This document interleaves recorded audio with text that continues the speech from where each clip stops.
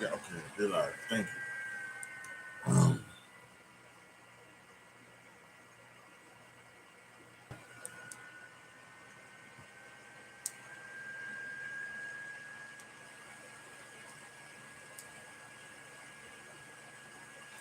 Okay, so we're gonna do some promotion, and we're gonna get started talking about Ground Zero.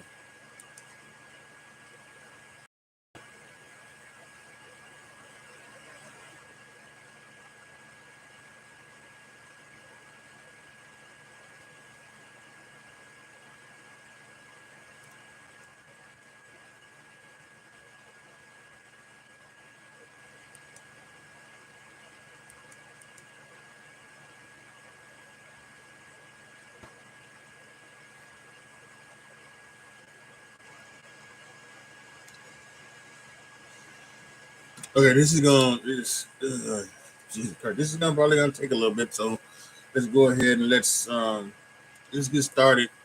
I did not see the thing. Oh, hold on, wait a minute.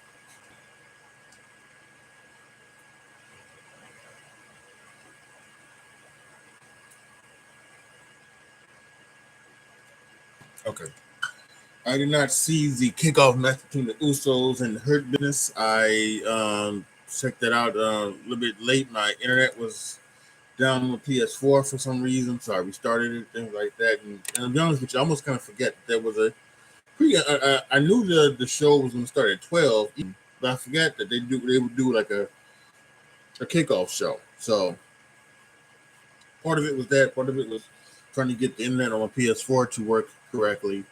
But yeah, I just see the end of it. The Usos obviously won. I have no star rating for that match because, like I said, I missed off a little bit. So, but then surprisingly, they started with the Hell in a Cell match between Rollins and Edge, and I found this to be a shocker. But this might have been a good idea. It really was because I think it got the crowd into it, and it really stepped up. And they had a really good match. One of the better matches in history. It's so hard, to sometimes judge these matches, um, because we've seen it. We've seen it. We've seen it all, right? We've seen it all, and so when you see them grab chairs and you see them grab tables, sometimes maybe you go, really? But I don't think it was this one. This one, it wasn't, really like that, because this one felt like, wow, right? This one felt, it just felt different, and because of the story that they told and built up to it, that they made it feel that way. And great job on Edge and Seth Rollins for doing it, and great job on WWE for making it that way. It was really good. There was a great spot where Seth Rollins sets up a table on the outside, and then a couple minutes later, Seth was going to the top rope. I guess he's looking to do the Phoenix Splash. Edge gets up, pushes him off. He goes into the cage and in through the table. That was a good spot. Edge brings in a table and a ladder and sets it up, and then Rollins decides to use it to his advantage, and then he goes, and then they end up you know putting Edge through the table with a sunset flip. And then Seth Rollins was going around the ring. He was looking for something, and he looked like he couldn't find it. So it looked like that he settled for a chain, and a chain was used to. He wrapped it around the foot and he used it to super kick. He used it to super kick Edge, and it's kicked out, and then he's going for the stomp. Actually, there was no actually no kick out actually. But he went for the stomp, and Edge went out of the way and had him land nut first onto the chair, and Edge then went off, and then he got him. He took the chain off, and he was trying to get him with the chain and everything like that. And then he finished him off with a stomp onto the chair. 1, 2, 3. Edge wins. An incredible match, and yeah, I think you got to give it 5 stars. I think that this was really, really good. This is a really, really fun match. Love the story that was told before. This was a story that was told doing this. This was pretty good. This was really not pretty good. This was really, really good. Really fun match. And like I said, it got the crowd into it big time. So yeah, 5 stars for the Hell in a Cell match. And it's, like I said, it's surprising that it started off, but it ended up being it ended up being the match of the night without question. And these people had to follow that. And some of them did, some of them didn't, for many reasons. But yeah, I will say this: it almost made it seem like that they wanted the big matches, right? On the bigger matches on the card to be that way, to have that big feel. This was one of them. 2 later on in the night. Next match is Ali versus Mansoor. Obviously this past week, a couple of weeks ago, Ali turned on Mansoor. They did this, and they had a really fun match. Pretty good match. Ali won with a slingshot net breaker. 1, 2, 3. Beat Ali. But after the match, Ali jumped Mansoor, beat him down, and then all of a sudden music starts playing, and somebody starts walking out, and he's in a gi with a red belt, and he's got his face wrapped, and everybody's like, "Who is this guy?" And I'm trying to look to see who he is. Like, you can tell by his hands that he's a black guy. I'm like, so who is this guy? Who is this dude? And so he takes off the thing, and the crowd goes crazy. Everybody else in the world is like, I don't know who this dude is, but again, they did a great job of saying, "Oh my God, it's Tariq Nahandi. And he's a civil medalist from Saudi Arabia." Okay, so that's who that is. And so the crowd knew it, and they went off, and then Ali challenged him, and he hit him with a kick and knocked him out, saved Mansoor, and so good shot. The 2 hometown kids. Mansoor, who just won the match, and then we have this Tariq guy who a silver medalist in judo or karate or something like that for Saudi Arabia. So they right. I had no problem with this. I had no problem with the guy coming out there. I had no problem with the match was really, really nice. Really fun job these 2 did. Next was the Raw Tag. Hello. Doing fine. There are no seniors here. Thank you for calling. I swear, I hate these things called. Anyway, we like I said, I was saying before, rudely interrupted. We've been seeing this for months, right? And and we've been seeing this for months, and they've done a great job each and every time they do this. And I will say this: the finish is always the same, seemingly like that. AJ Styles goes to the springboard form, the form. Orton hits the RKO. Only difference this time is that Orton tagged in Riddle and hit the floating bro for the win. Now, something that was different was that Matt Riddle came out on a camel. He came out with his scooter, he told Randy Orton to be right back, and then he came out walking on stage riding on a camel. Everybody, Chris, the riding high jokes were not only on Twitter but on TV as well. Michael Cole said Matt Riddle's riding high, so whatever. But yeah. Again, 3 stars. This is average tag team match, and and I think I've said this before. When star, which is, and yes, that's what this was. This was just an average match. So good on them, and yeah. So now with new people need to come in and with Raw, and hopefully we'll see RK Bro do some more stuff. And hopefully, and I like to see AJ get into the title picture, as well. So Next was the Queen's Crown tournament. We had Lena Vega versus Dewdrop, and um, it was the longest match out of all of the matches in the Queen's Crown tournament. It was 5 minutes and 50 seconds, according to Denise Salcedo on Twitter.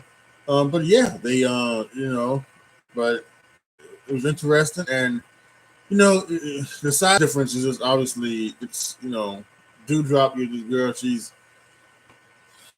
probably a little bit more than probably I don't know. She's probably she could be. Well, she could be maybe about 8 to 9 inches taller than Zelina Vega. Zelina Vega, I think, is about 5 feet, 5'1", and of course the weight difference and everything like that. But they had Zelina Vega win. She won with her Code Red, I think Vision 1, 2, 3. So yeah, so it was it was 2 stars. It was as well as what it was, but you know, and and then at the end, she sat down on the crown and they said, "All hail Queen Zelina," and the fireworks and everything like that, explosions.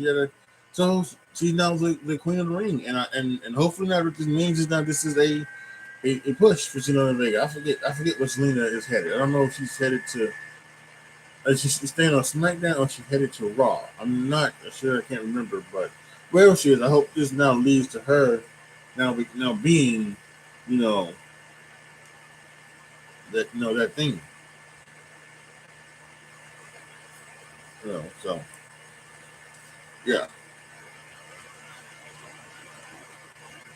Next match was the "I'm gonna kill you" match between Goldberg and Lashley.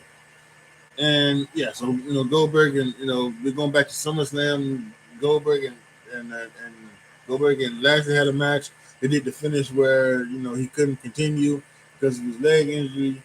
Bobby Lashley continued to attack him. Gage came in and he put Gage into the full Nelson.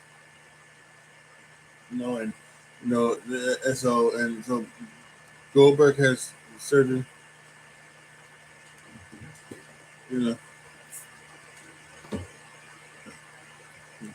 So so so it is. This is kind of crazy. And they've been doing this, and Goldberg said he was talking about killing him. He's talking about killing him and killing him and killing him, and so I know some people are just like this, but it is incredible.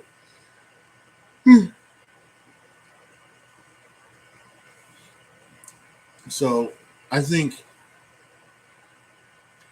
so I think that going into this match, I was kind of worried about what they were going to do. What were they going to do here? Because having Goldberg talking about killing Bobby Lashley. What did he do? They started with Bobby Lashley. He had he had another steel chain in his thing, and he started to beat on Goldberg with it. And he took Goldberg on for a little bit, and he kind of he started working on the leg as well, and he kind of got better advantage of Goldberg at first. But then when Bobby Lashley went for a spear, he set up a table, and he went through the table. Goldberg set him up. He set him with a spear. He got him up with a jackhammer, a real life jackhammer, which was like a real jackhammer. It was like a float over suplex or anything like that. It was a real life jackhammer, so that was good. Goldberg was in his shape, and even with his bad leg, and then he didn't cover him. He went to it and he started bouncing his head off of the tables, and he speared him through the barricade, and he took off the stairs, and he drug him around to the stairs. He put him on the stairs, and he put him up. And then he took the stairs, and then he threw it down. But Lashley moved, and then and then he did everything cool. And then Bobby Lashley was walking up the ramp, backing up on the ramp, and then Hurt Business came out, and they came out with kendo sticks, and they tried to attack him, and he fought him off. He fought off Benjamin. He fought off Alexander, and then he got Bobby Lashley, and then they were understanding there on the edge, and I was sitting there thinking, oh no, he's thinking about spreading them off there because you couldn't see they had it lit very well. You couldn't see what was down there, and and then Goldberg went ahead and speared Bobby Lashley off of the thing onto the tables and everything like that. That was covered in the black thing, and he pinned him and got the victory. And I really thought for a second he had speared him onto the floor. I thought, oh my God, he speared him. What are you doing? But he didn't do it. So it was really really fun and really good match. I gave it 2.5 stars. It was for what it was, and it was interesting. So now it's interesting to see where we're going to do with Goldberg, because Goldberg has had a contract. Goldberg has had a contract for 2 matches a year, and he wrestled 3 times this year. He has wrestled 3 times this year. He wrestled back early in the year against Drew McIntyre, and then he wrestled Bobby Lashley at SummerSlam, and then he has now wrestled this. So I wonder what they're going to do. I think some people want Goldberg, and myself to a certain extent, would like to see Goldberg versus Big E because of the whole thing podcast with Big E saying big meaty and slapping meats. So I think we might want to see that, but I don't know. We'll have to wait and see. But it actually would be kind of cool for like Goldberg to like maybe kind of just walk away right now, because he went out with a pretty decent match. So, and we know what we're watching the thing. We know about the Undertaker. Undertaker wanted to have that pretty decent match to go out on, and he did. And every time he thought he had it, Vince totally asked him to come back, and he came back and he fucked it up. so yeah, I kind of just think maybe this is the way you do it. So maybe if he goes out now, maybe this is the way to do it. Or maybe Big E and him and Big E could have another good match. So we'll see. We'll see what's next for Goldberg and Bobby Lashley. Like I said, he's lost his last few matches and his last couple of feuds. So I'm not sure what's next for Bobby Lashley or the Hurt Business, but we'll see what that is as well. This, Bobby Lashley should be one of those things where he should come out like it should be like Bobby Lashley versus Akira Tozawa, and he should come out and just destroy him, and then cut a promo about that on Raw on Monday. So something like that. So next was the King of the Ring finals between Finn Balor and Xavier Woods, and this was very all right. Well, I didn't know whether WWE would go ahead and put the title on Xavier Woods, but first off, there was no demon, so that was one of the things I was thinking. I was thinking that there was probably going to be a demon. Everybody, Finn Balor would come out with the Demon King, but then Finn Balor came out first, and he came out as regular Finn Balor. So I'm like, oh, okay. But there's no demon in this match, so that right there told me that what this match could be. But they went out there. They had a really good match. It was what it was. It was 3 stars. Xavier Woods finished with the elbow, that jumping elbow from the top rope. And there was 1, 2, 3 victory, and King Woods did the same thing with Lena. They did with Xavier. He went to the thing. He put the crown on. He put the cape on and the crown on, and he had the scepter. They said, "Oh hell, King Xavier!" And the explosions came out and everything like that. So, yeah. Listen, this is what Xavier wanted, and I think this is. And I'm happy for him. I'm happy for him. I have no problem with this. I think maybe what would be a better story is for him to have lost this one and then to come back and win. It, it's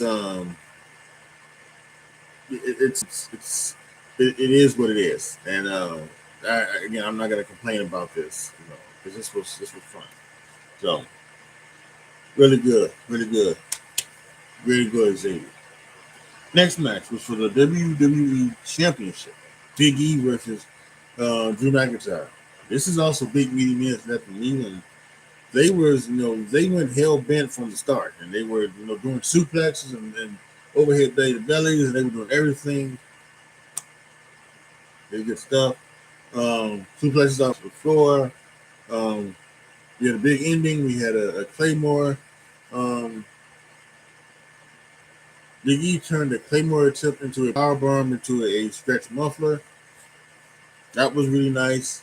Um, Came down to the end after it was almost like the John Cena Rock thing, but John Cena went for the people's elbow, but then got caught into the rock bottom for the finish. This was like Drew McIntyre was going for a big ending himself. Turned around and Big E called him the big ending 1, 2, 3.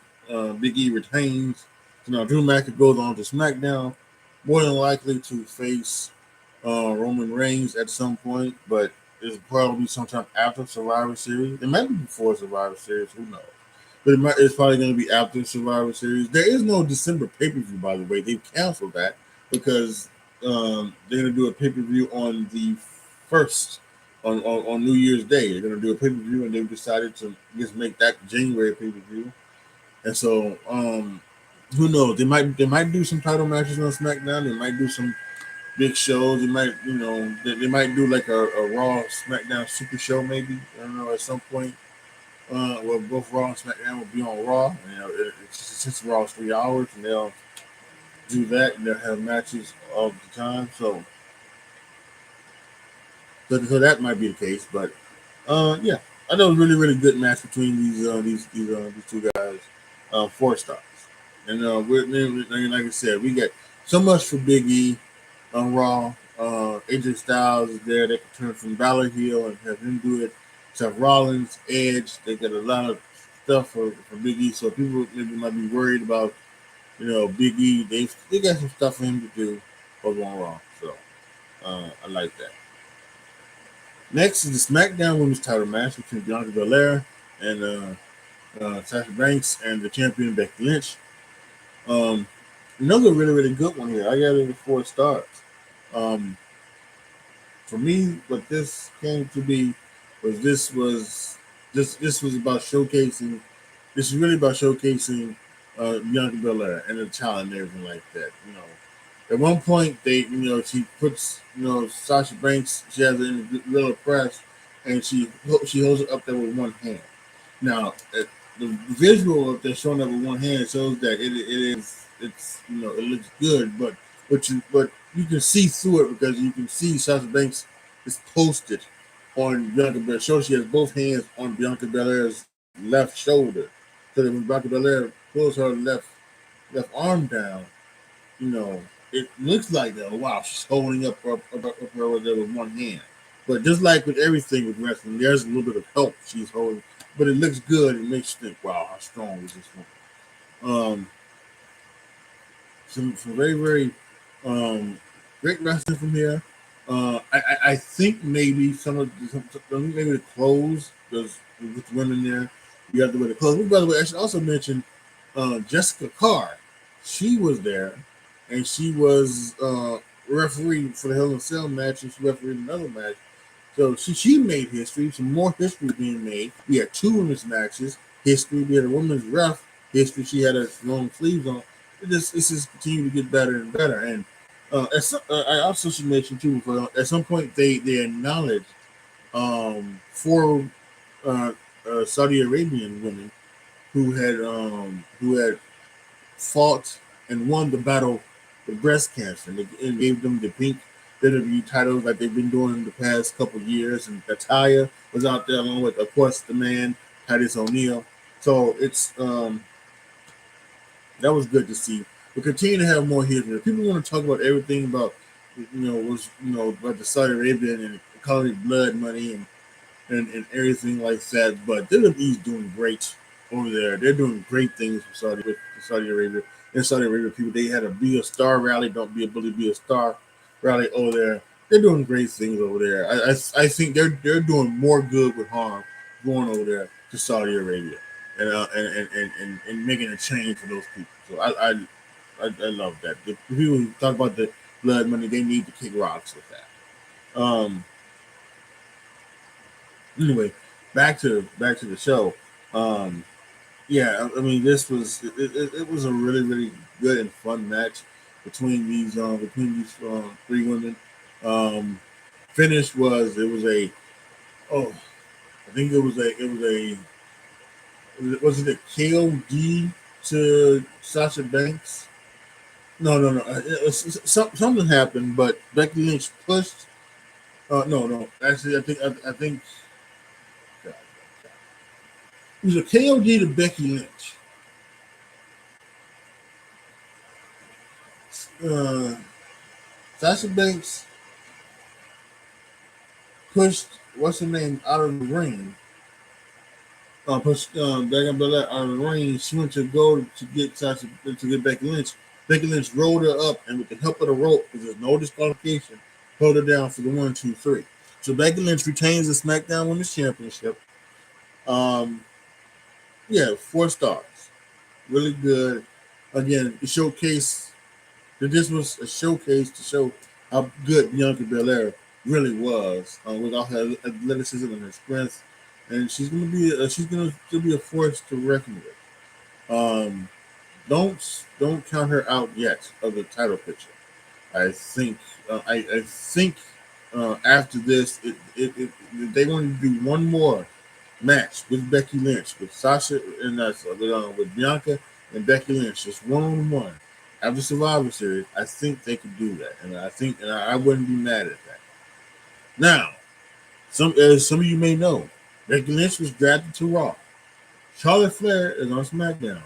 Both are Raw Women's Champion and SmackDown Women's Champion, respectively, going to another brand. So everybody's worried, myself a little bit included, that all they're going to do is what they did last year with the Street Profits and the New Day. Last year, the Street Profits and New Day, they were champions that switched shows, and then they had them switch belts. And then wondering, is that what they're going to do this year? They're just going to have them switch belts. More than likely, that is just what's going to happen. But what I have an idea about is maybe making, an undisputed World Wrestling Entertainment Women's Championship. And here at Survivor Series, the 2 best, in the ring at the very least, I guess. I don't know. I said 2 best, but Charlotte is number 1. I don't know if Becky is up there. She's really good in the ring, but I don't know. I don't know who would be number 2. I don't know if it would be. I don't know if it would be Sasha, Bayley. But it's the top 4 are the Horsemen. That's just it. It's Charlotte number 1, and then it's. I would probably say it would depend. It would depend on who's number 4. Who's number 4? Is it? Who do you want to be number 4? Because I kind of think Becky is a little overrated. So maybe she would be 4. I would think maybe it's Sasha. It's Sasha, Bayley, and then Becky 2, 3, 4, right? And then maybe Asuka's 5. Boy, yeah, that might be something that I might talk about in a future That's a Shoot video. But so yeah, I think maybe that would be something that I would like to do, kind of unify the championships and just have the champion go from show to show. That's what it should be. That's what it should be. I just test the brand split. I think it should end. But if you're going to do it, the brand shouldn't have their own titles. It should be the champions float from thing. And when they first did it, that's what it was. The women's, the heavyweight champion was going to float. The undisputed champion was going to float from show to show. And so was the women's champion. The tag team champions were going to be on Raw, and like the Intercontinental champion was going to be on SmackDown or something like that. And then I think they decided to bring the other ones back, so whatever. But yeah, I just think you just have all the champions you have show to show, and then you have the Intercontinental title on SmackDown, United States Championship on Raw. That's what you do. And finally, the Universal Championship. Roman Reigns versus Brock Lesnar. Now, for those who watch my video, you guys know I was very, very worried. I was very, very worried about this match. I was worried what they were going to do. I was worried about what they were going to do. Because to me, I've said it before, I think Roman keeps the title for a long time. At the earliest he should lose would be SummerSlam next year. At the earliest. At the latest, it would go to WrestleMania 40, actually. He should be one. He should go on one of those Nick Aldis runs, or 1,000 some odd days, right? So I was worried that they were going to go ahead and like maybe put the title on Brock Lesnar, because there's been some rumors about Brock Lesnar and Roman running it back at WrestleMania. But I see why they're going to run it back at WrestleMania with what they did here tonight. And I also worried about having Paul Heyman turn on Roman Reigns. I think Paul Heyman helps make this character go. And so that's what I like to see. So I want to keep going, with him. And it pretty much was, the same. And yeah, they had a really, really fun match. When it comes down to it, when you have these kind of matches, I don't know.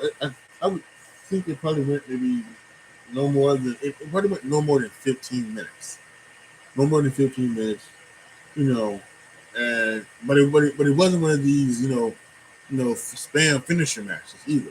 They fought the matches. There was suplexes, there was a couple F5s, there was a couple spears, a guillotine choke, everything like that, and they went old school with it, which I love. They had a ref bump, knocked out ref. Usos came down, hit the super kick. Paul Heyman just threw the belt in the ring in the middle. You know what to do with it, and then Roman got the belt, knocked out Brock Lesnar, pinned him 1, 2, 3, and that was it. Really, really fun. I loved it, and it sets up what could be the WrestleMania match. And then that's when Roman Reigns will beat Brock Lesnar clean. Now that match should be inside Hell in a Cell. That's a match that should be inside Hell in a Cell. And that should be maybe one of those matches where it is just, this is the last time we're doing this, Brock. Roman said, the last time we're doing this. And you and me one-on-one inside Hell in a Cell, it's over. And I think that's when also what you can do is you can have Paul Heyman specifically state his case to be in for Roman Reigns exactly. And you can have him turn on Lesnar for good. So, or at least, whatever. But you know what I mean. So, really good. SmackDown Women's title match was 4 stars. This was 3 3/4 stars. Really, really enjoyed it. This was, all in all, a fantastic pay-per-view. The Crown Jewel crowd was really into it. You got to get it. They missed this too. They haven't had a show since February of 2020, and they've been dealing with COVID just like everybody else. There were people in the crowd with masks and everything. So they really wanted this. They were so hot for this. They were really into it, cheering and booing, everything like that. And so yeah, this was fun. This was really fun. One of the best matches, one of the best pay-per-views of the year probably. And so yeah, really, really great. Glad that I could do this on special Thursday. So there will be no That's a Shoot tomorrow because we did That's a Shoot yesterday for the predictions. So next week we'll do That's a Shoot on our regular scheduled time at Fridays. And the next live stream for wrestling will be Survivor Series, where Raw and SmackDown go head to head. So that should be very interesting too, especially if they keep things the way they are right now. The Usos versus RK Bro, Shinsuke Nakamura versus Damian Priest, Becky Lynch versus Charlotte Flair, Big E versus Roman Reigns. Then of course the matches, the traditional Survivor Series matches, the men's Raw versus SmackDown, the women's Raw versus SmackDown. So this is going to we are headed for another great pay per view ahead of us next month. Can't wait to enjoy it. Post your comments down below. Tell me what you guys think. Tell me what you guys thought about Crown Jewel. Tell me what you thought about any of the matches on this card. And tell me what you guys felt about anything that happened today. Thank you guys again so much for watching. This is your boy AJTRIP signing off. As always, be good to each other, y'all. Be careful out there. And I am out.